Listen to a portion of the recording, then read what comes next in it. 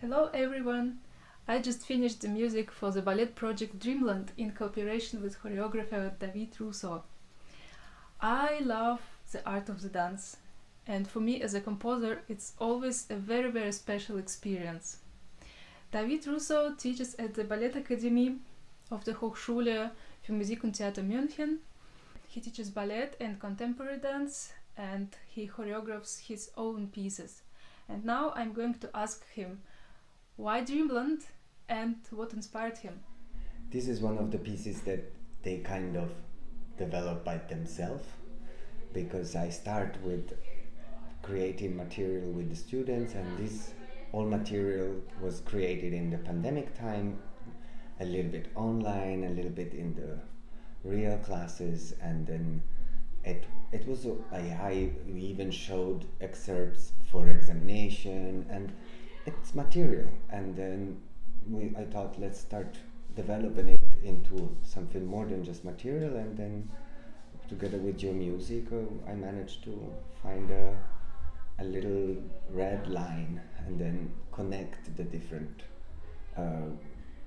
pre-worked material into and because it's not really narrative or has anything logical in it, came this idea of letting it be absorbed and still very emotional in a way. So trying to still see the persons and the happening, but yeah.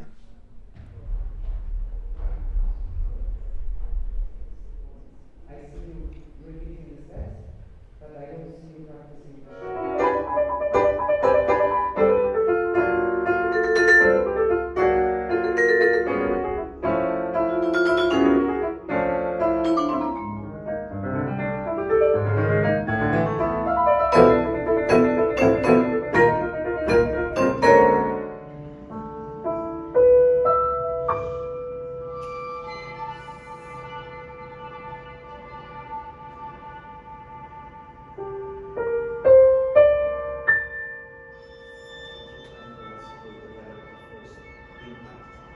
What do you think? What musician may learn from a dancer?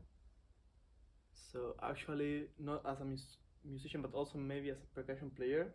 So lately I have started collaborating with the Ballet Academy here in Munich. And since this started, I understood maybe something that I could understand better, or I could understand before, but when I have listened to their lessons and see how they talk about the movement, and also me as a percussion player, that most of our instruments, or actually all of them, are made so the sound it's created by hitting them. So we use our body to make them sound.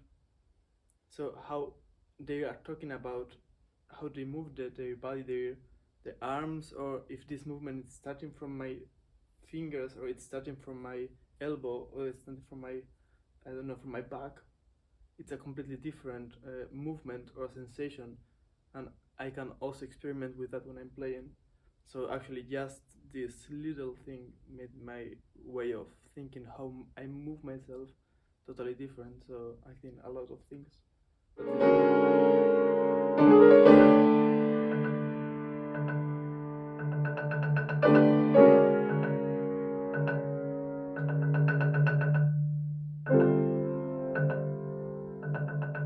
You play also in a trio with two percussionists. And what is so special for you this combination, piano plus percussion? Well, I think piano is a percussion instrument as well, so there are not many differences. But what I think is special for me is that since we focus a lot on the Balkan music, which is very colorful, we have the opportunity with the percussion instruments to add so many sounds to our compositions and arrangements, which make the music then even more special, or shine them in a new light, and I think it's a great joy.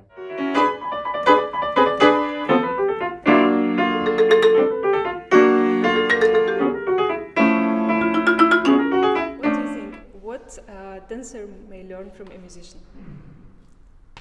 I think we can learn to follow the melody, because I really think that you feel music better than we, and that's really important for us, for our profession. Yeah, I think also what us as dancers can learn from musicians is that we need to understand that when we are on stage, the performance needs to be a complete marriage of the music and the movement that we are performing. And if we spend more time with our musicians, the whole process of the performance will be much easier and it will flow much better. When you dance with the music which you know already for a long time, and with the music which were just created for you, completely new. I think the new music, it gives you new emotions, new movements. It really takes you like, I don't know, to work on this project with the new music became like more interesting, I think, because it's like new material and you can use it in a new ways. Yes, if the music is made specifically for the dance that you are performing for these dancers, this dance, it becomes a whole new experience where you're like, wow, this is so much responsibility. Not only do I have the new choreography, but also have the new music that's being played especially for me.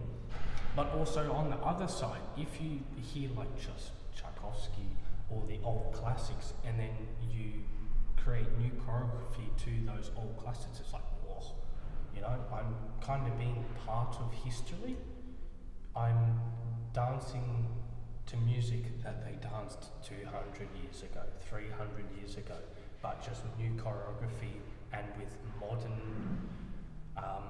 modern movements. For example, the music that it's Beethoven, isn't it? Or Grand Partie? Yeah, probably. And it's either Bach or Beethoven. Anyway, old music that was composed 200 years ago. Now we've created a modern piece for it, and we're dancing to this same music. It's still relevant today, and it still gives us this sense of feeling that, wow, I'm part of history. This is amazing. Like this, In the Vaganova school, you get not obligated, but it is something that many kids take. It's a piano class, which enhances your awareness for your fingers, which is really important, especially in classical dance, just by learning the mannerisms and just in general how your body speaks, because the fingers is a lot. You really need to learn how to hold your fingers, how to position your fingers, in which moment, how dynamic they can be, how low they should be, and when you use them and when not to use them. It's a really important thing that you can actually really learn just by creating that awareness, by playing piano. Of course, musicality will be easier, obviously, but also just in general, I think you find more love for music once you actually understand more about it. So you can also play more as an artist once you have finished school and you are already more experienced as an artist. You really have that background and that experience, and that makes you much more playful with things, which is much more enjoyable, of course, for the audience. Yeah. It's morning, 10 o'clock, last day, last performance. I'm going to study all day long, and then I will see you in the evening.